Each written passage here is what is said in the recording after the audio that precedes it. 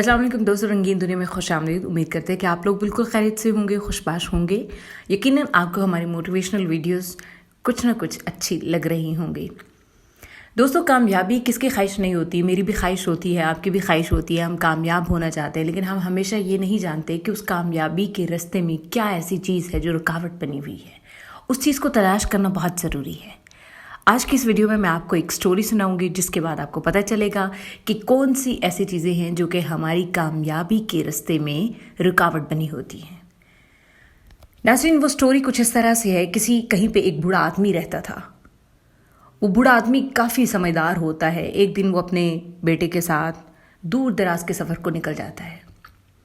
रास्ते में दोनों बाप बेटा को प्यास लग जाती है। अब उनको नज़दीक कुछ भी नज़र नहीं आता, तो इतने में दूर से उनको एक खेत दिखाई देता है।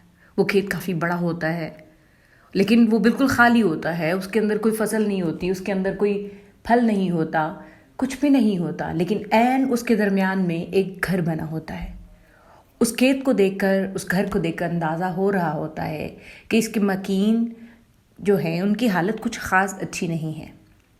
बूढ़ा आदमी अपने बेटे के साथ चल पड़ता है उस घर की तरफ। जाके दरवाजे पे दस्तक देते हैं।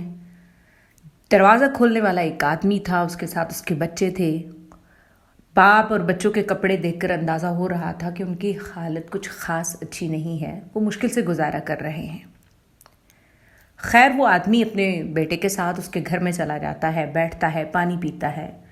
और पानी पीने के दौरान ही वो उस आदमी से पूछता है कि भाई, ये तुम्हारा इतना बड़ा खेत है और बिल्कुल वीरान है और इसमें कोई किसी किस्म का फसल नहीं है, फल नहीं है, तो तुम अपने घर का सिस्टम कैसे चलाते हो, कैसे गुजारा कर लेते हो? उस आदमी ने कहा, भाई मेरे पास एक भैंस है, वो दूध देती है।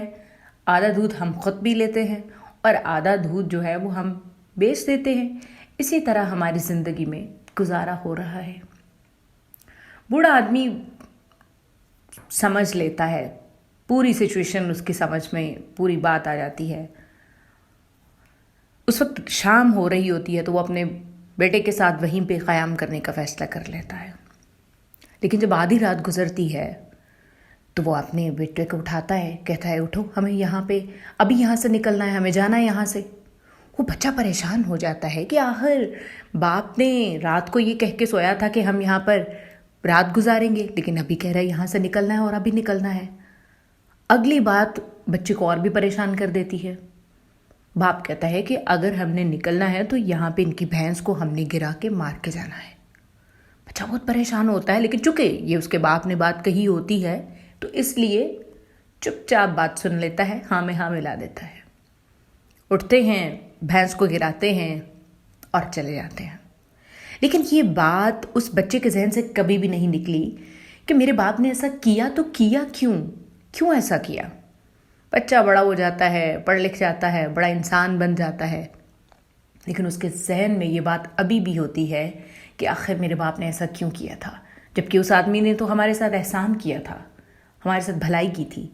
वो अपने एक दिन तलाश करने का सोचता है, क्यों ना उस आदमी को तलाश किया जाए। निकल पड़ता है, उसी जगह पे पहुंचता है।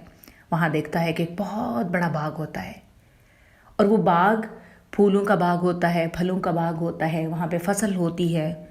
सोचता है शायद जब हमने उसकी भैंस को मार दिया, वो तो आदमी यहाँ से कहीं और मुंतकिल हो गया होगा।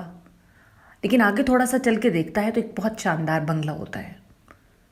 अब उस बच्चे के जो अब बड़ा हो चुका होता है, अभी भी उसको तजस्सुस बाकी था। जाके उस दरवाजे पे दस्तक देता है बंगले के।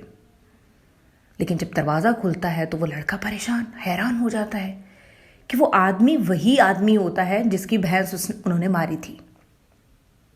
बच्चा पूछता है, आपने शायद मुझे ना पहचाना हो, मगर शायद आपको याद हो कि हम कुछ अर्सा पहले आपके पास आए थे और मैंने और मेरे बाप ने आपके पास क़याम किया था। वो आदमी कहने लगा, अरे बेटा, आपको क्यों नहीं पहचानूंगा? अरे आपको तो मैं भूल ही नहीं सकता, क्योंकि आपके निकलने के बाद हमारी भैंस मर गई थी और वो भैंस वाहिद ज़रिया थी जिससे हम अपना गुजारा करते थे। लेकिन उस दिन अगर हमारी भैंस ना मरती तो आज मैं यहाँ पे ना होता। उसने अपनी पूरी रुदात सुनाई कि भैंस के मरने के बाद कैसे उन्होंने लकड़ियाँ काटी, उनको बेचा, उससे हासिल होने वाली आमदनी से بیج خریدے، بیج بوئے، درخت اگائے، پھل اگائے، فصل بوئی، تو وہ کہنے لگا کہ آج میں اتنا کامیاب انسان اس پورے علاقے میں ہوں، اور اس کی وجہ کیا ہے؟ اس بھینس کا مرنا۔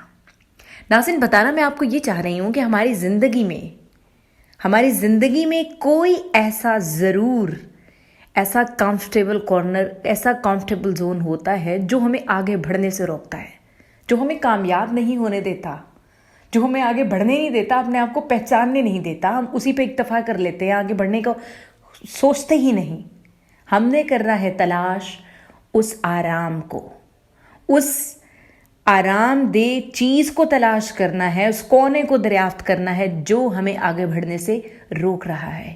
تلاش کریے اور کامیاب ہو جائیے۔ دنیا کو دکھا دیں کہ آپ کچھ کر سکتے ہیں، آپ کامیاب ہو سکتے ہیں، کامیابی آپ کی ہے۔ آپ اگر تلاش کر لیں گے اس وجہ کو تو کامیابی آپ کی یقیناً قدم چومے گی۔ میری دعائیں آپ کے ساتھ ہیں، آپ کی کامیابی کے لیے میں آپ کے ساتھ ہوں۔ مجھے دعاؤں میں یاد رکھیے گا۔ اللہ حافظ۔